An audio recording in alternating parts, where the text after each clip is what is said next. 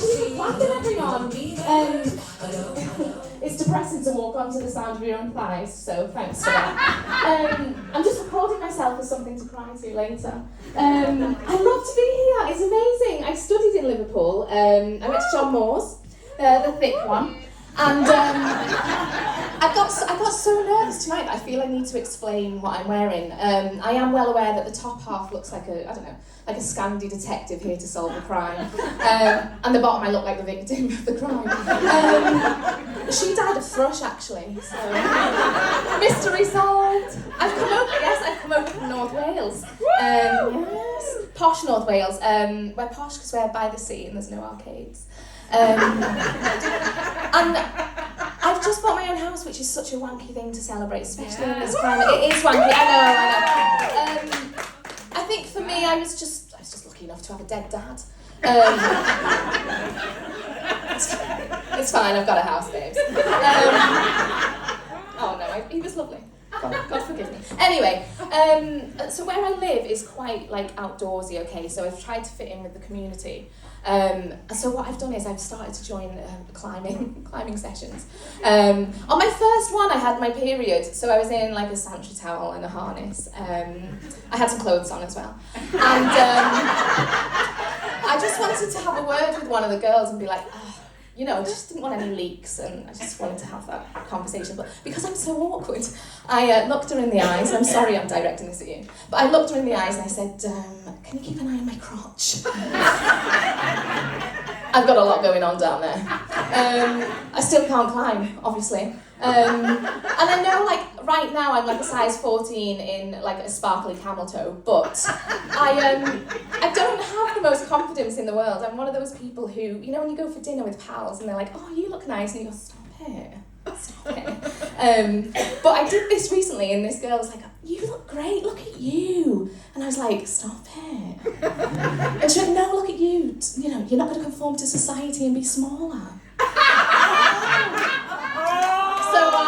I know, what a bitch. I said, oh, look at you. Haven't you got lovely elbows? Very pointy, very pointy.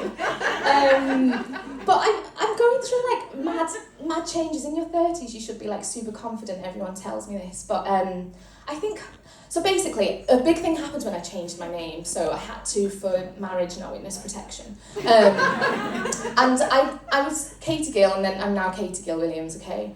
Katie Williams, I don't know, she just had the vibes of a local slag who'd beat you up outside a nightclub.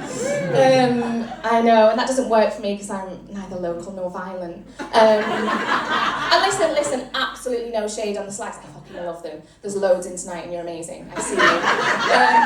Yes, I see you, babes. I love the slags, and I wish I was one, but I'm hopelessly romantic, and I am going to squarely blame that on a TV programme called Dawson's Creek. Oh yes. Are we Dawson's Creek fans? Yeah. Which one? Who did you like the best? Pacey. Don't say Dawson, he looks like he cries when he jizzes.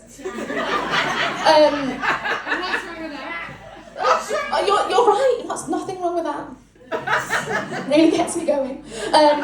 No, so for me it was Pacey, then a bit of Jen, then a bit of Pacey. A bit more Jen. That was all the same wank, by the way. So no, the premise of Dawson's Creek was loads of teenagers who wanted to bang, amazing, but they spoke beautifully to each other, so they'd say things like, Dawson, I just don't know who I am without you. Our lives are so simultaneously intertwined.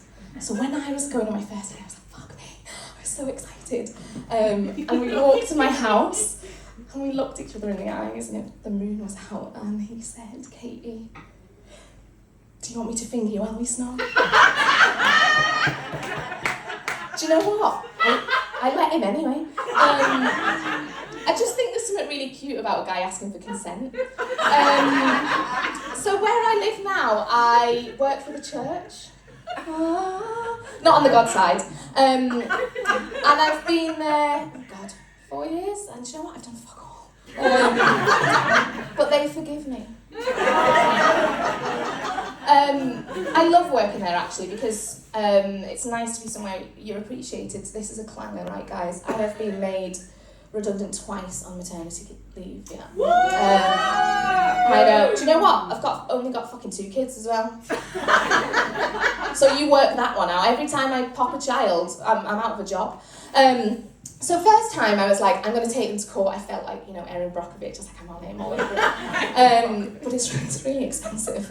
So I settled out of court, and the second time I didn't say anything. You know that fable, right? The woman who cried maternity discrimination.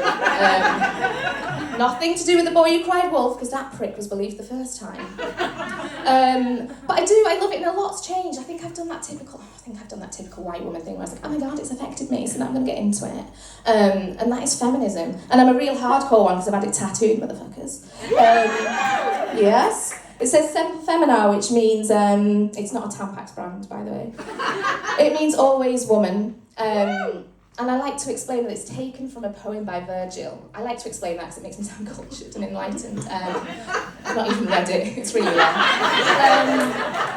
But it means a lot to me, it does mean a lot to me. And I'm just gonna caveat this next bit by saying, okay, hashtag not all men, okay? I know it's not all men, because that would include the gays and trans, and they're fucking brilliant. But of course, it's not all men. And I think if there's a couple of men in tonight thinking, oh, thank you for clarifying that.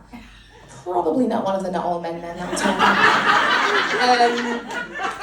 but I've just noticed, like, sometimes they're dickheads, basically, is what I'm trying to say.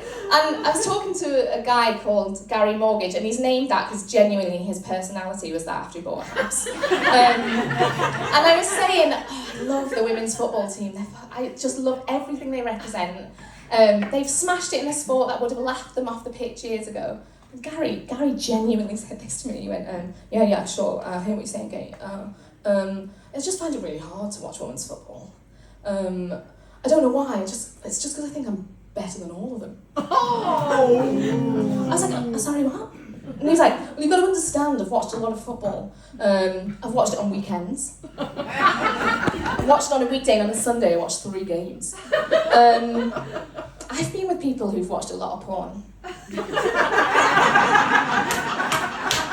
Doesn't mean they can score a goal. And another thing I've started to get into is reading about women's pleasure. Yes. I love the reception that gets. Some people are like, where the fuck is this going? But I have been reading about women's pleasure. There's an amazing writer.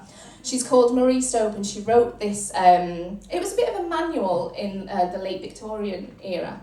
And it was basically saying to fellas, listen, that in and out shit that you're doing, it's not good enough.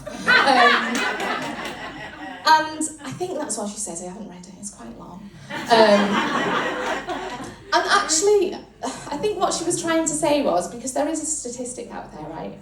It's really high. 93% of women, okay, cannot climax through penetration alone. And I know that's true because I'm in the fucking majority. If you're sat there in a heterosexual relationship, you think it's not my girlfriend. 93% likely that she's lying. So it's something you should think about tonight. In bed, actually. But no, she also goes on to say, this is really dodgy, but she also goes on to say, like, sex should really be considerate, and preferably the woman should want to do it. Not mandatory. So she wasn't all there. In the end, actually, her book didn't get widely distributed. It was It was for shame. It was a shame. Nobody wanted to kind of publish it. Nobody wanted to sell it. Ironically, like, her book became harder to find than the clitoris. So yeah, I'm gonna go because yeah, I know. Say more. This is a terrible way to end things, but I am genuinely bad at ending things, and 100% explains why I'm married.